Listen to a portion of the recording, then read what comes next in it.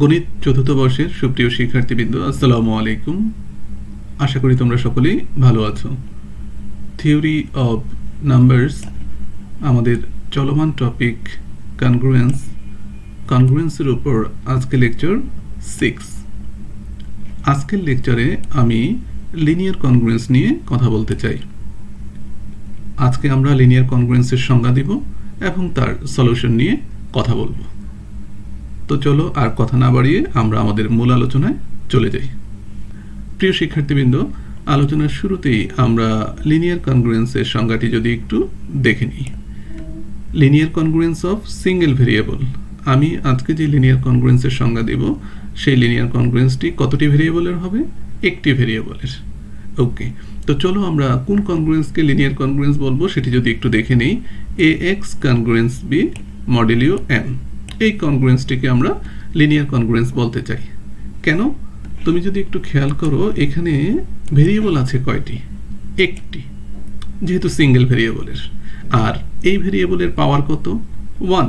যেহেতু কনগ্রুয়েন্সে যে ভেরিয়েবলটি আছে তার পাওয়ার যেহেতু 1, সঙ্গত কারণে এই কনগ্রুয়েন্সের নামকরণ আমরা করেছি কি?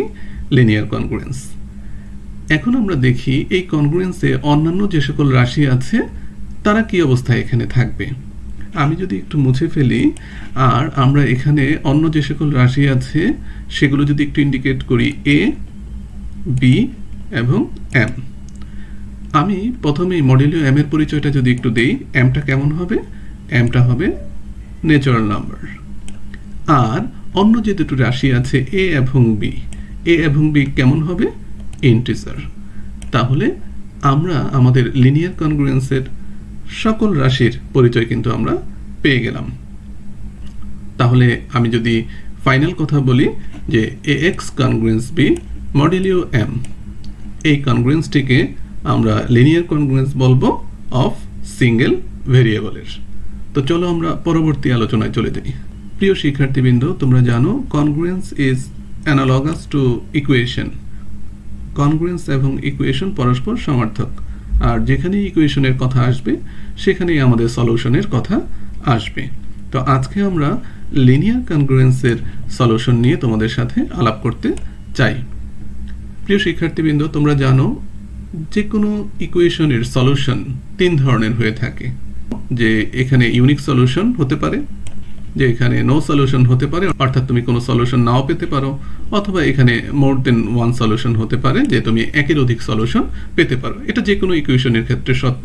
যে কোনো ইকুয়েশনের মোট 3টি ফাইন্ডিংস থাকে, যে তার একটি সলিউশন থাকবে, অথবা তার কোনো সলিউশন থাকবে না, অথবা তার একের অধিক সলিউশন থাকবে। তো আমাদের যে লিনিয়ার কনগ্রুয়েন্সটি আছে AX congruence B modulo M, যেহেতু এই linear congruence is analogous to equation, তাহলে এই লিনিয়ার কনগ্রুয়েন্সেরও সলিউশন থাকবে। এবং সেই সলিউশনগুলো কেমন হবে? হয় ইউনিক হবে, অথবা নো সলিউশন, কোনো সলিউশন থাকবে না, অথবা মোর দেন ওয়ান সলিউশন, একের অধিক সলিউশন থাকবে। তো আমরা একটু দেখতে চাই কোন কন্ডিশনে কোন ধরনের ফাইন্ডিংস আমরা পাবো, অর্থাৎ লিনিয়ার কনগ্রুয়েন্সের কোন কোন কন্ডিশন ফিল আপ করলে ইউনিক সলিউশন হবে, কোন কোন কন্ডিশন ফিল আপ করলে নো সলিউশন হবে, অথবা কোন কোন সলিউশন ফিল আপ করলে মোর দেন ওয়ান সলিউশন হবে। আমরা সেই কন্ডিশনগুলো একটু দেখতে চাই। প্রিয় শিক্ষার্থীবৃন্দ, আমরা এই লিনিয়ার কনগ্রুয়েন্সের কন্ডিশন যখন চেক করব, প্রত্যেকটি ক্ষেত্রের জন্যই একটি কন্ডিশন কমন। ওকে, সেই কমন কন্ডিশনটা কি? এখানে যে A আছে আর যে মডুলিও M আছে, A এবং M এর জিসিডি তোমাকে বের করতে হবে। আমি মনে করলাম A এবং M এর জিসিডি কত বের হলো? D। দেখো প্রতিটি ক্ষেত্রেই A এবং M এর জিসিডি কত? D। একটি কন্ডিশন এটি।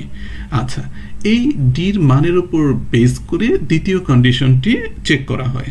ওকে, তাহলে আমি 1 নাম্বার থেকে যদি শুরু করি, এখান থেকে যদি আমি শুরু করি, দেখো এখানে ডির মানটা কত আছে? 1।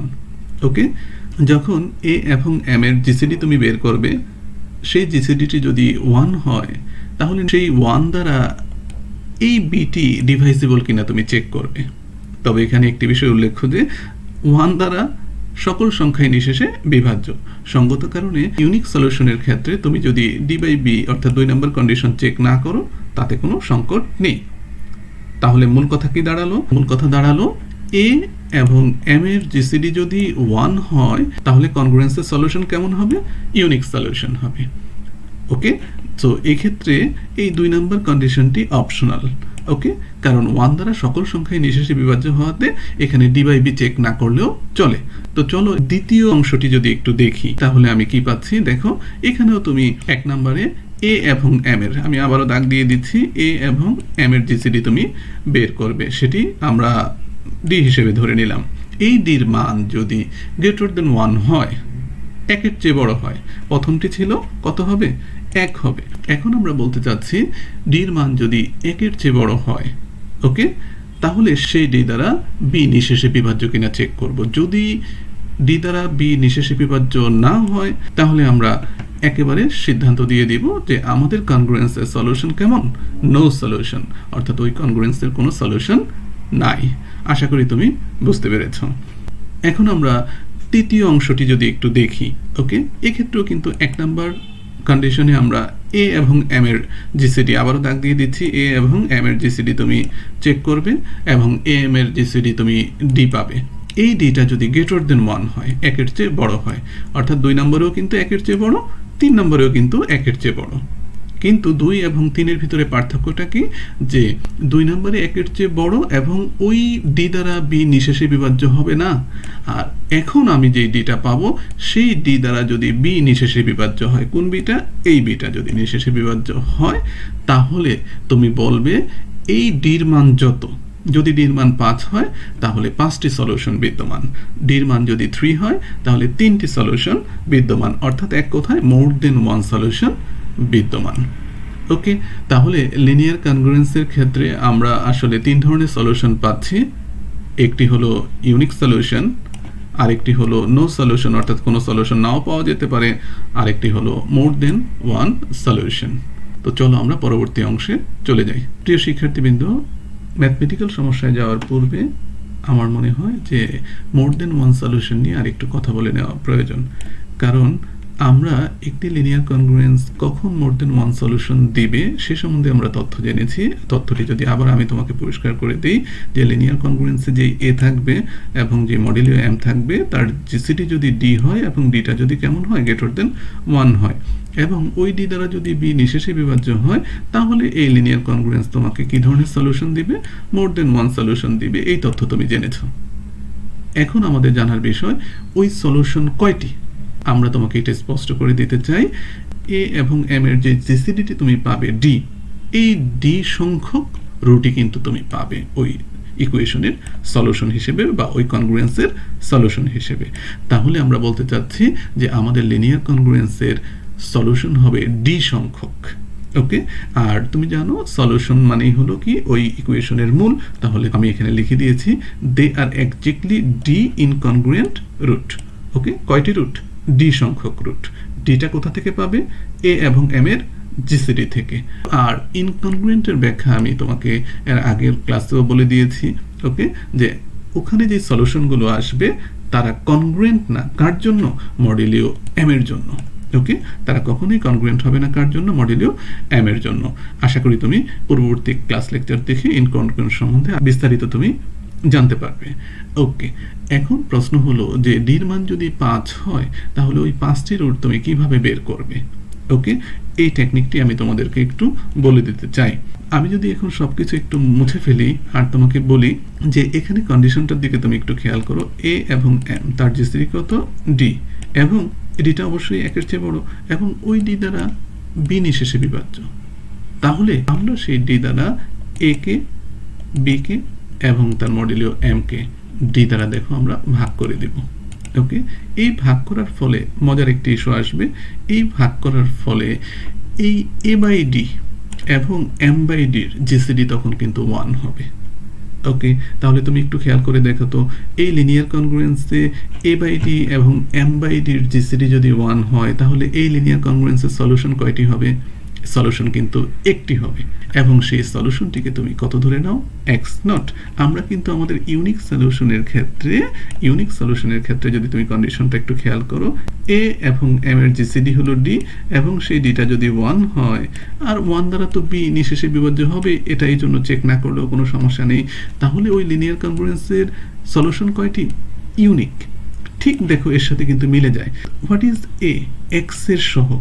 এখানেও কিন্তু এই এক্স এর সহগ হলো এখন এ বাই ডি। আর what is m? Modulo m. আর এখন আমার মডেলিউ এমটা কত? M by d. ওকে, তাহলে এ বাই ডি এবং এম বাই ডির জিসিডি যদি 1 হয়, এক্ষেত্রে আমরা সলিউশন পাবো ইউনিক। এবং তুমি দেখো এখানেও কিন্তু আমরা ইউনিক সলিউশনকে কত ধরে নিচ্ছি? X not. ওকে, এটা যে কোনো কিছু ধরা যায়, আমরা এখানে এক্স নট ধরে নিলাম। তাহলে এই যে লিনিয়ার কনগ্রুয়েন্স, নতুন লিনিয়ার কনগ্রুয়েন্স এখানে আসলো। ওকে, কেন নতুন একটা লিনিয়ার কনগ্রুয়েন্স আসলো? কারণ তুমি এ বি এবং এম কে ডি দ্বারা ভাগ করে দিয়েছো। তাহলে নতুন যে লিনিয়ার কনগ্রুয়েন্সটি আসবে, সেই কনগ্রুয়েন্সটির সলিউশন হবে একটি এবং সেই একটি সলিউশন হবে কত? X not. তাহলে তুমি একটি সলিউশন জেনে যাবে। তো ওই সলিউশনটি যদি জানা যায়, তাহলে পরবর্তী সলিউশনগুলো আমরা কিভাবে বের করব? ওই এক্স নটের সাথে এম বাই ডি যোগ করে দেব। তাহলে দ্বিতীয় সলিউশনটি তুমি পেয়ে যাবে। তৃতীয় সলিউশনটি কিভাবে পাবে? এক্স নটের সাথে 2m বাই ডি তুমি যোগ করে দিবে। এভাবে কন্টিনিউয়াসলি তুমি যদি 3m by D 4m by D তুমি যোগ করতে থাকো, তাহলে কন্টিনিউয়াসলি সলিউশনগুলো তুমি পেয়ে যাবে। এবং কোথায় তুমি থামবে? যেহেতু আমাদের এখানে মনে করো, আমি যদি সবগুলো একটু মুছে দিই, যে ডির মান যদি 5 হয় তাহলে সলিউশন হবে কয়টি? 5টি। তাহলে তুমি এখানে যদি এক্স নট দ্বারা যদি শুরু করো, তাহলে 5টি যদি বের করতে হয়, তাহলে 5 - 1 মানে 4m বাই ডিতে তুমি থেমে যাবে। আশা করি ইস্যুটি তুমি বুঝতে পেরেছো। তো চলো আমরা ম্যাথমেটিক্যাল সমস্যার দিকে একটু চলে যাই। প্রিয় শিক্ষার্থীবৃন্দ, এখন আমরা কিছু ম্যাথমেটিক্যাল সমস্যা নিয়ে আলোচনা করতে চাই। আলোচনার শুরুতেই আমরা যে সকল লিনিয়ার কনগ্রুয়েন্সের সলিউশন ইউনিক, আমরা সে সকল সমস্যাই প্রথমে রেখেছি। অবশ্যই তোমাকে অঙ্কতে কন্ডিশন চেক করে বলতে হবে ওই লিনিয়ার কনগ্রুয়েন্সের সলিউশন ইউনিক কিনা। আমরা একটু দেখি যে এই এক্সাম্পলটি তোমার সামনে রাখা আছে, ওই এক্সাম্পলটির সলিউশন ইউনিক কিনা। ওকে, তো এক্ষেত্রে আমরা প্রথমে কি বের করব? আমি যদি একটু মুছে ফেলি, আমরা এ কত সেটা বের করব। এ কত? 4। আর এম কত সেটা বের করব। এম কত? 5। এবং এই এ এবং এম অর্থাৎ 4 এবং 5 এর জিসিডি আমরা বের করব। তো আমরা জানি 4 এবং 5 এর জিসিডি কত? 1। যদি 1 হয় তাহলে তুমি ডিরেক্ট সিদ্ধান্ত দিয়ে দিবে যে তোমার লিনিয়ার কনগ্রুয়েন্সের সলিউশন কেমন? ইউনিক বা 1 সলিউশন। ওকে, এক্ষেত্রে এই 1 দ্বারা আমাদের বি কত? 8। 1 দ্বারা 8 যে নিঃশেষে বিভাজ্য, এটি না দেখালেও চলবে, কারণ 1 দ্বারা পৃথিবীর সকল সংখ্যাই নিঃশেষে বিভাজ্য। এখন আমাদের আলোচনা হলো এই সলিউশনটি আমরা কিভাবে বের করব। ওকে, আমরা তো ইউনিক সলিউশন যে এই সম্বন্ধে তথ্য পেলাম, কিন্তু সলিউশনটি কত সেটি সম্বন্ধে কিন্তু আমরা এখনো তথ্য পাইনি। আমরা এখন সেই সলিউশনটি বের করার চেষ্টা করব। তো চলো আমরা কাজটি শুরু করি। 4x কনগ্রুয়েন্স 8 মডুলিও 5 অঙ্কটি আমাকে দেওয়া আছে। আচ্ছা, এখান থেকে আমি x এর মান বের করতে চাই। এখন তোমরা সকলেই প্রপার্টি 5 জানো। ওকে, তো আমি এখানে একটু বলে নিতে চাই যে এই ইউনিক সলিউশন বের করার বিভিন্ন পদ্ধতি আছে। এর মধ্যে 2-1টি পদ্ধতি আমি এখানে আলোচনা করব, তুমি তোমার সুবিধা মতো যে কোনো একটি পদ্ধতি ব্যবহার করবে। ওকে, তো এখন তুমি দেখো প্রপার্টি 5 সম্বন্ধে যদি একটু তোমাকে মনে করিয়ে দিই, যে এই কনগ্রুয়েন্স বি মডেলিও যদি m হয়, তুমি কিন্তু যে কোনো সংখ্যা দিয়ে কনগ্রুয়েন্সের উভয় পক্ষকে গুণ করে দিতে পারো। এসি কনগ্রুয়েন্স বিসি, আমি সি দ্বারা উভয় পক্ষকে গুণ করে দিলাম। দেখো মডেলিও এম সেম রয়ে গেল। ওকে, প্রপার্টি 5টি আশা করি তোমাদের মনে আছে। অর্থাৎ একটা কনগ্রুয়েন্সের উভয় পক্ষকে যে কোনো সংখ্যা দ্বারা তুমি গুণ করে দিতে পারো। ওকে, তো এক্ষেত্রে আমরা দেখো 4x কনগ্রুয়েন্স 8 কে আমরা লিখেছি কত? 16x congruence 32। এর মানে হলো আমরা 4 দ্বারা উভয় পক্ষকে গুণ করে দিয়েছি। ওকে, মডেলিও এখানে কত আছে? দেখো উপরে মডেলিওটা 5 আছে, আমাদের মডেলিওটাও কিন্তু 5, কারণ তুমি প্রপার্টি দিকে খেয়াল রাখো, এ কনগ্রুয়েন্স বির মডেলিও m, সি দ্বারা গুণ করার পরেও আমাদের মডেলিও কত? m। তাহলে আমরা উভয় পক্ষকে 4 দ্বারা গুণ করলাম। তো কেন তুমি 4x কে 4 দ্বারা গুণ করলা, মানে 16x কেন তুমি তৈরি করলা? তুমি যদি একটু খেয়াল করো, এই 5 দ্বারা যদি 16x কে তুমি ভাগ করো, তাহলে তুমি দেখো 3 × 5 = 15 + x। আমি পরবর্তী লাইনটাতে কিন্তু এটা লিখে দিয়েছি। ওকে, এর মানে হলো এখানে একটা সিঙ্গেল এক্স তুমি বের করতে পারতেছো। দেখো এখানে একটা সিঙ্গেল এক্স তুমি বের করতে পারতেছো। তাহলে 15x কোথায় গেল? আমি যদি একটু ডিফারেন্ট কালে ইউজ করি, এই যে 15x আমি যদি একটু গোল করে দিই, এই 15xটা তাহলে কোথায় যায়? মডুলিও 5 এর জন্য এই 15xটা আসলে 0। ওকে, এটা রেসিডিউ 0। ওকে, রেসিডিউ 0 হওয়া মানেই হলো যে 15xটা এখানে কোনো ইফেক্ট ফেলবে না। তাহলে 5 দ্বারা 15 নিঃশেষে বিভাজ্য, সঙ্গত কারণে তার রেসিডিউ 0। তাহলে 15x is nothing but it represents the number 0। ওকে, কার জন্য আবারও বলে দিচ্ছি, এটা মডেলীয় কিন্তু 5 এর জন্য। ওকে, তাহলে তুমি এখন আশা করি বুঝতে পেরেছো যে 4x কে যদি তুমি 4 দ্বারা যদি তুমি গুণ দাও তাহলে তুমি 16x পাও। ওকে, এই 16x কে যদি তুমি 5 দ্বারা ভাগ করো তাহলে তুমি একটা সিঙ্গেল এক্স বের করে ফেলতে পারো। আর আমাদের উদ্দেশ্যই হলো এই সিঙ্গেল এক্সটা বের করা। আর এই কারণে ডান পক্ষ যে 8 ছিল, এই 8কেও কিন্তু 4 দ্বারা তোমাকে গুণ করতে হবে। 4 কত? 32। তো সঙ্গত কারণে এখানেও আমরা সেম কাজ করব। এই 5 দ্বারা যদি 32কে তুমি ভাগ দাও তাহলে তুমি দেখো 5 6 30 প্লাস 2, এই দুইটা কিন্তু লিস্ট রেসিডিউ। ওকে, আর 30 কোথায় যাবে? এই 30 কিন্তু মডুলিও 5 এর জন্য 0 সংখ্যাকে রিপ্রেজেন্ট করে। ওকে, এর মানে হলো 30 মানে 0, মডুলিও 5 এর জন্য তুমি যদি খুব সিম্পলি বুঝতে চাও। ওকে, ফাইন। তাহলে মডুলিও 5 এর জন্য 15x মানে 0, মডুলিও 5 এর জন্য 30 মানে 0। তাহলে আমি যদি সবগুলো মুছে ফেলি তুমি দেখবে রয়ে গেল কত? x, রয়ে গেল কত? 2, আর রয়ে গেল কত? Modulo 5। x congruence to modulo 5। Okay, so this is the solution. Okay, এটাকে যদি তুমি এভাবে লিখে দাও যে সুতরাং x not equal to 2। Okay, this is the unique solution. আশা করি তুমি বুঝতে পেরেছো। প্রিয় শিক্ষার্থীবৃন্দ, চলো আমরা একই অঙ্ক আরেকটি মেথডের মাধ্যমে সমাধান করি। তো এখানে তুমি দেখো, এখানে আমাদের এর মান কত? 4, এম এর মান কত? 5, তাদের জিসিডি কত? 1, আগের মতোই, অ্যাজ ইউজুয়াল আগের মতোই। ওকে, তাহলে তার সলিউশন কেমন হবে? ইউনিক হবে। যেহেতু একই অঙ্ক তাহলে সলিউশন তো অবশ্যই ইউনিক হবে। আমরা শুধু তার সলিউশন বের করার অন্য একটি মেথড তোমাকে বলে দিতে চাই। ওকে, দেখো অঙ্কটি লিখলাম 4x congruence 8 মডুলিও 5।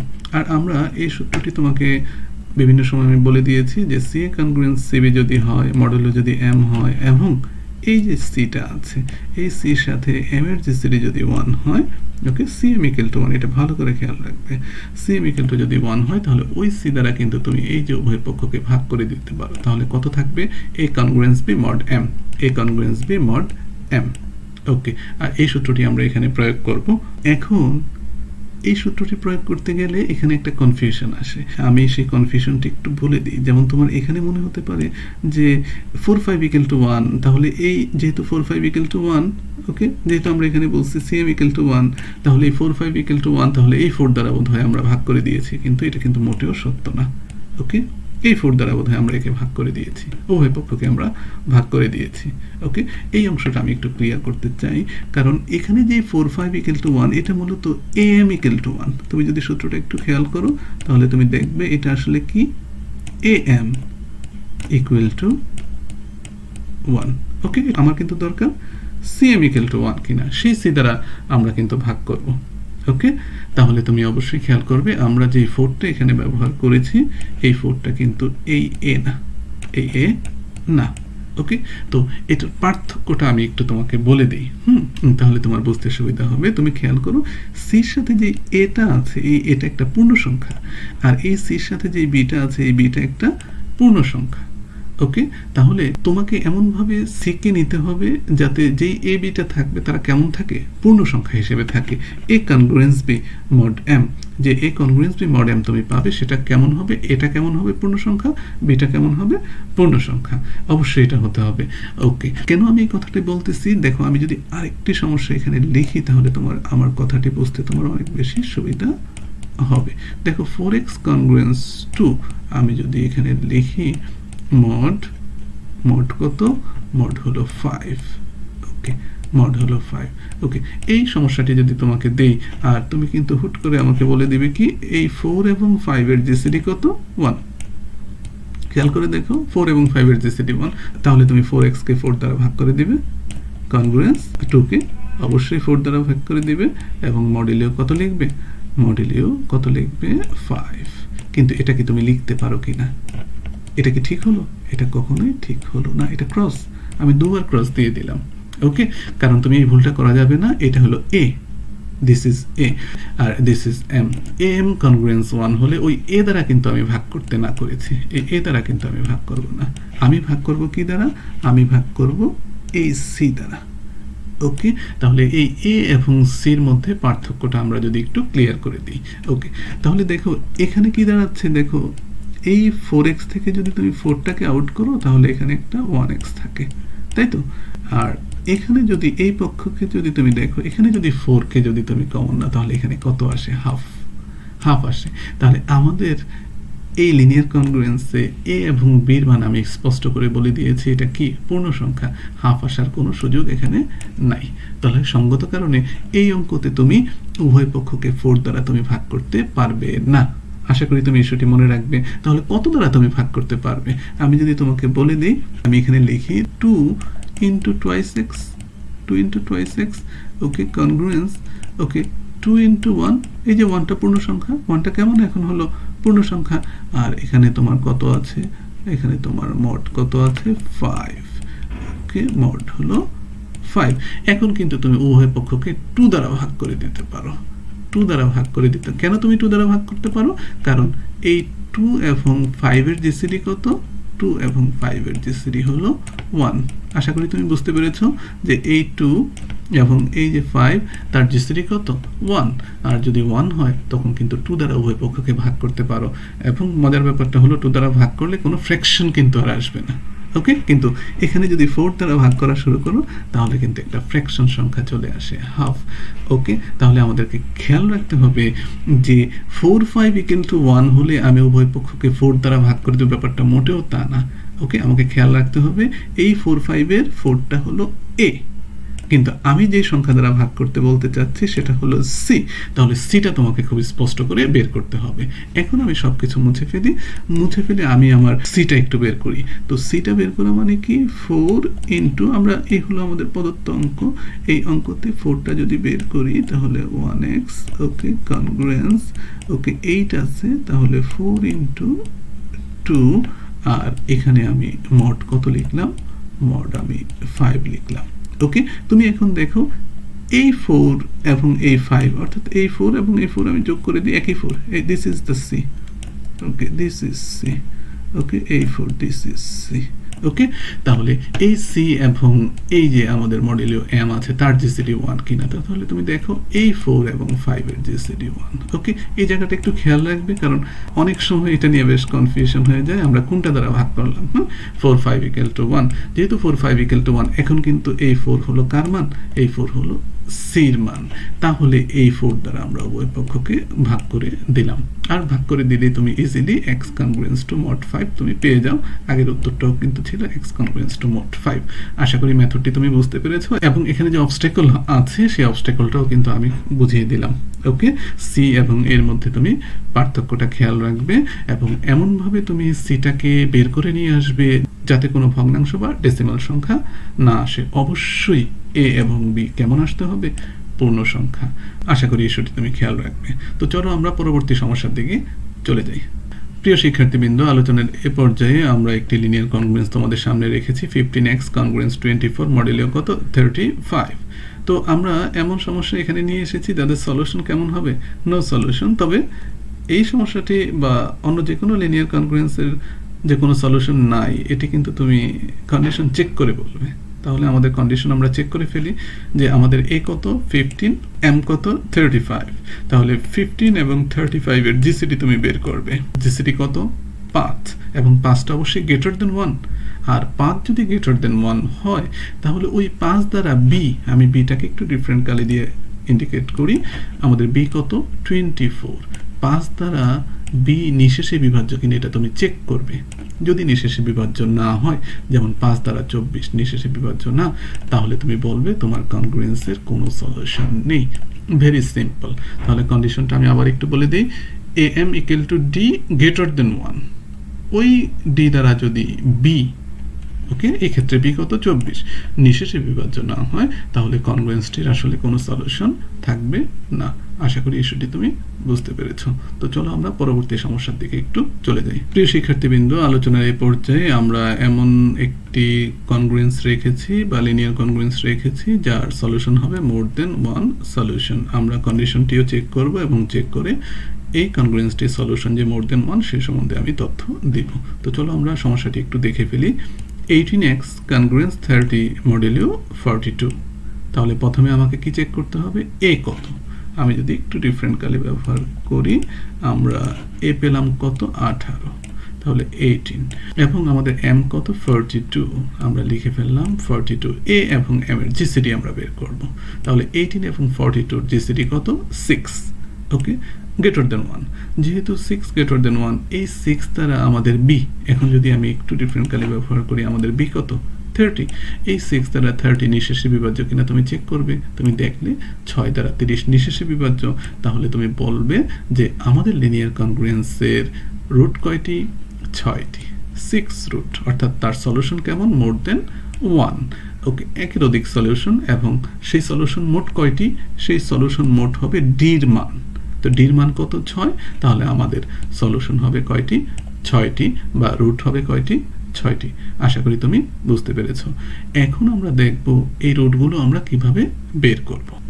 প্রিয় শিক্ষার্থীবৃন্দ, আশা করি তোমাদের মনে আছে যে কিভাবে আমাদের মোর দেন ওয়ান সলিউশনের রুটগুলো বের করতে হয়। সেই পদ্ধতিটি আমরা থিওরিটিক্যালি বলেছিলাম, এখন আমি প্র্যাকটিক্যালি সেটা ব্যবহার করব। তো আমি অঙ্কটা লিখলাম 18x কনগ্রুয়েন্স 30 মডেলিও 42। তো আমরা বলেছিলাম যে 18 এবং 30 জিসিডি তুমি বের করবে। তুমি বের করেছো কত 6, এবং এই 6 দ্বারা 30 নিঃশেষে বিভাজ্য কিনা এটা তুমি চেক করবে। তুমি দেখেছো এই 30 বা বি নিঃশেষে বিভাজ্য, তাহলে আমরা বলেছিলাম যে তুমি এ, বি এবং এম কে এই 6 দ্বারা, ওকে, আমি যদি একটু গোল করে দিই, এই 6 দ্বারা ভাগ করে দিবে। ওকে, তাহলে এই 18 কে তুমি 6 দ্বারা ভাগ করে দিবে, 30 কে তুমি 6 দ্বারা ভাগ করে দিবে, 42 কে তুমি 6 দ্বারা ভাগ করে দিবে। ওকে, তারপরে তুমি যে মজার জিনিসটা পাবে যে কত পাচ্ছ, 3 6 18, 3x, 5 6 30, 5 মডেলিও 6 7 42 মানে 7।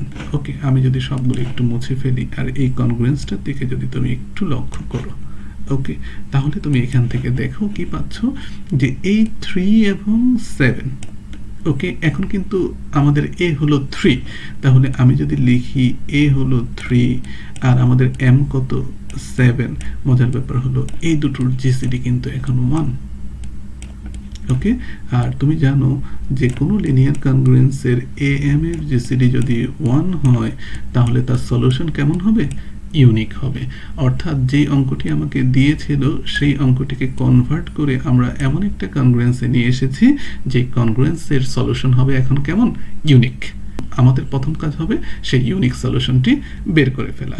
আর ইউনিক সলিউশন বের করার কয়েকটি পদ্ধতি আমি দেখিয়েছি। ওকে, এর মধ্যে একটি পদ্ধতি আমরা এখানে ইউজ করব, যে পদ্ধতিটি আমরা মেথড 1 নামে জেনেছি, এবং সেখানে আমরা প্রপার্টি 5 ইউজ করি, যে কনগ্রুয়েন্সের উভয় পক্ষকে একটি সংখ্যা দ্বারা গুণ করে দিই। ওকে, এমনভাবে গুণ করি যাতে মডেলিও দ্বারা ভাগ করলে একটা সিঙ্গেল এক্স থেকে যায়। ওকে, তো চলো আমরা পদ্ধতিটি একটু দেখে নিই। এখন তুমি দেখো যে এই 3x, ওকে, আর মডেলিও 7, এই দুটোর মধ্যেই তো আমরা কম্পেয়ার করি যে 3x কে কত দ্বারা গুণ করব, 2 দ্বারা 6 হয়, 7-এর চেয়ে ছোট, লাভ নাই। ওকে, লাভ নাই না, এটাকে কিন্তু করা যাবে, 2 দ্বারা গুণ করে আমি সমাধান করতে পারবো। আমি সেই পদ্ধতিটিও তোমাকে দেখাবো। তবে এখন আমি এখানে যেভাবে করেছি সেটা যদি একটু দেখি, 4 দ্বারা গুণ করলে কত হয় 12, 7 দ্বারা 12কে ভাগ করলে 5 অবশেষ থাকে, লাভ নাই। ওকে, তাহলে 3x কে 5 দ্বারা যদি আমরা গুণ করি তাহলে 3 5 15, আর 7 দ্বারা যদি তুমি 15কে ভাগ করো তাহলে কিন্তু 7 দুগুণে 14, একটা সিঙ্গেল এক্স থেকে যাচ্ছে। তাহলে আমি উভয় পক্ষকে আসলে 5 দ্বারা আমরা গুণ করতে চাই। ওকে, তাহলে 3x কে 5 দ্বারা গুণ করলে 15x, আর 5 কে 5 দ্বারা গুণ করলে 25, মডেলিও 7 অ্যাজ ইউজুয়াল থেকে গেল। আশা করি কেন তুমি 5 দ্বারা গুণ করলে এই ব্যাখ্যাটি তুমি বুঝতে পেরেছো, যে 3x কে এমন একটি সংখ্যা দ্বারা গুণ করলাম যেই সংখ্যাটিকে 7 দ্বারা যদি আমি ভাগ করি তাহলে একটা সিঙ্গেল এক্স আমি পেয়ে যাই। তাহলে এই 14x টা কোথায় যাবে, এই 14x টা আসলে 0 কে রিপ্রেজেন্ট করে, কারণ 14x কে 7 দ্বারা ভাগ করলে তার রেসিডিউ কত হয় 0 হয়। ওকে, তাহলে তুমি দেখো এই 15x কে তুমি লিখতে পারো 14x প্লাস x, একটু ভেঙে লিখলাম। আর 25 কে তুমি লিখতে পারো 21 প্লাস 4। ওকে, এর মানে কি এবার ইজ 21। ওকে, 3 সাথে 21 প্লাস 4 হলো অবশেষ। আর 21 কাকে রিপ্রেজেন্ট করতেছে? 21 মূলত 0 কে রিপ্রেজেন্ট করতেছে। তাহলে পরবর্তী লাইনে তুমি মডেলিউ 7 এর জন্য, এটা কিন্তু বারবার বলা হচ্ছে মডেলিউর জন্য এই ঘটনাটি ঘটবে। আগের অঙ্কতে আমরা ইউনিক সলিউশনে দেখিয়েছিলাম যে মডেলিউ 5 এর জন্য, এখন আমরা দেখালাম মডেলিউ 7 এর জন্য। তাহলে মডেলিউ 7 এর জন্য 14x মানে 0 আর 21 মানে 0, তাহলে কি থেকে গেল? x কনগ্রুয়েন্স ফর মডেলিউ 7 থেকে গেল। এর মানে হলো x নট ইকুয়াল টু 4। ওকে, একটা সলিউশন আমাদের কত? x not equal to 4। ওকে, আলোচনার এই পর্যায়ে আমরা একটু কাজ করি। আমি তোমাকে বলেছিলাম যে এটাকে 2 দ্বারা গুণ করলেও কোনো সমস্যা নেই। ওকে, তাহলে কত আসতেছে? 3 দুগুণে 6x। ওকে, 6x কনগ্রুয়েন্স 5 দুগুণে কত আসতেছে আমাদের? 10। উভয় পক্ষকে 2 দ্বারা গুণ করলাম। মড কত? মড হলো 7। আমরা এইভাবেই লিখলাম মড 7। ওকে, তাহলে এই সমস্যাটি, একই সমস্যা তুমি এই পদ্ধতিতে কিভাবে সমাধান করবে? তখন তুমি কি লিখবে? তখন তুমি লিখবে 7x মাইনাস x। ওকে, 7x মাইনাস x মানে হলো কি 6x। আর কনগ্রুয়েন্স, ওকে, এটা লিখবে 7 প্লাস 3 মানে হলো 10। ওকে, অর্থাৎ সহজ কথা, 10কে 7 দ্বারা ভাগ করলে যেটা রেসিডিউ থাকবে সেটা লিখবে, আর 7-এর মাল্টিপলগুলো একদিকে লিখবে। আর এখানে মডেলিউ কার জন্য? মডেলিউ 7 এর জন্য। আশা করি তুমি বুঝতে পেরেছো। তাহলে এখন যদি এই 7 দ্বারা যদি 7x কে তুমি ভাগ করে দাও তাহলে এখানে 0 পাবে। তাহলে এটা থাকলো কত? মাইনাস x কনগ্রুয়েন্স কত? 3। ওকে, তাহলে মড কত হলো তোমার? 7। ওকে, আশা করি তুমি এই পর্যন্ত বুঝতে পেরেছো। তো আমরা তো মাইনাস x এর মান বের করতে চাই নাই, আমরা x এর মান বের করতে চাই। তাহলে উভয় পক্ষকে তুমি -1 দ্বারা তুমি গুণ করে দিতে পারো, প্রপার্টি 5। তাহলে -1 দ্বারা যদি গুণ দাও তাহলে x কনগ্রুয়েন্স তুমি কত পাচ্ছ? -3। তোমার মডেলিউ কত? 7। আশা করি এই পর্যন্ত তুমি বুঝতে পেরেছো। এখন আমি একটি কথা বলবো যে আমাদের যে রেসিডিউটা আমরা তোমাকে শিখিয়েছি, যে লিস্ট রেসিডিউ, ওকে, এখানে আমরা নেগেটিভ রাখতে চাই না। -3 ইটস অল রাইট, এটা ঠিক আছে। তবে আমাদের যে চর্চাটা সেটা হলো আমাদের 7 এর লিস্ট রেসিডিউগুলো আমরা লিখতে চাই। কি কি আছে? 0 থেকে 6 পর্যন্ত। ওকে, তো এই মাইনাসকে কিভাবে তুমি পরিবর্তন করবে? আমি যদি পদ্ধতি তোমাকে একটু দেখিয়ে দিই, -3 এর সাথে 7 এর যে কোনো মাল্টিপল তুমি যোগ করে ফেলবে। ওকে, কেন আমি 1 মাল্টিপল যোগ করলাম? কারণ আমি লিস্ট রেসিডিউ চাই। এই 7টা মানে কি? এই 7টা মানে হলো 0। কার জন্য 0? মডেলিউ 7 এর জন্য এই 7টা হলো 0। তাহলে তুমি এখানে দেখো, বেসিক্যালি তুমি এখানে পেলে কনগ্রুয়েন্স, x কনগ্রুয়েন্স কত পেলে? আসলে তুমি 4 পেলে। ওকে, তুমি দেখো এখানেও সেম জিনিস বের হয়েছে, x কনগ্রুয়েন্স ফর মডেলিউ 7। আমি আশা করি তোমাকে বোঝাতে পেরেছি যে মাল্টিপল যে সবসময় এখানে 5 করতে হবে, নট নেসেসারি। এটা 2 দ্বারাও কিন্তু তুমি সমাধান করে ফেলতে পারো। ওকে, যে কোনো পদ্ধতিতেই তুমি সমাধান করতে পারো, শুধু তোমাকে সিঙ্গেল এক্স এর মান বের করতে হবে। সিঙ্গেল এক্স এর মান বের করতে হবে, এটাই তোমার মাথাতে রাখতে হবে। ওকে, তো ফাইন, আমি একবার 2 দ্বারা গুণ করে দেখিয়ে দিলাম, আর একবার 5 দ্বারা গুণ করে দেখিয়ে দিলাম। তো এই যে সলিউশনটা আসলো, এই সলিউশনটা মূলত এর সলিউশন। ওকে, আর এই কনগ্রুয়েন্স তো আসছে আবার এখান থেকে। ওকে, তো সঙ্গত কারণে এরই একটা সলিউশন তুমি এখানে পেয়ে গেলে। আর বাকি সলিউশনগুলো আমরা কিভাবে বের করব? যে x নট এর সাথে, দেখো এই x নট এর সাথে m/d যোগ করে দেব। ওকে, তো আমার এখানে মোট সলিউশন হবে কয়টি? d এর মান কত ছিল? 6টি। তাহলে যেহেতু x নট থেকে শুরু হয়েছে, 0 থেকে শুরু হয়েছে, তাহলে এখানে 5 পর্যন্ত d-1। ওকে, তাহলে 6 - 1। ওকে, তাহলে 6 - 1 পর্যন্ত মানে হলো কত? 5 পর্যন্ত যাবে। তাহলে সূত্রটা কি ছিল? x0, x0 plus m/d, x0 plus 2m/d, x0 plus 3m/d, x0 plus 4m/d, x0 plus 5m/d। ওকে, কারণ মোট হবে কয়টি? 6টি। 1 2 3 4 5, আর এই হলো তোমার 6। আশা করি তুমি বুঝতে পেরেছো। আর এখন m এবং d এর মান তোমার জানা আছে। আমাদের m কত? m হলো 42, আমাদের d কত? 6। ওকে, তাহলে তোমার সিম্পলি মানটি বসিয়ে দেওয়া 42/6 এখানে বসাবা 42/6 42/6 42/6 42/6 অ্যাজ ইউজুয়াল।